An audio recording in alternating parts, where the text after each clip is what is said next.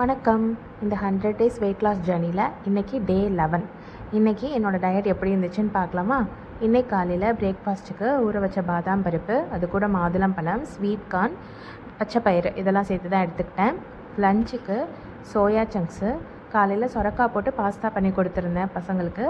அதே மீதம் இருந்ததே லஞ்சுக்கு எடுத்துக்கிட்டேன்.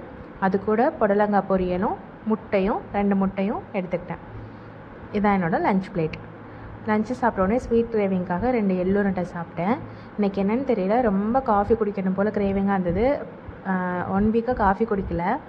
இன்றைக்கி ஒரு 5 o'clock போல் ஒரு காஃபி எடுத்துக்கிட்டேன். டின்னருக்கு ஒரு வெங்காயம் நிறையா போட்டு ஒரு சோள தோசையும், அது கூட தக்காளி சட்னியும் தேங்காய் சட்னியும் சேர்த்து தான் இன்றைக்கி என்னோடய டின்னர்.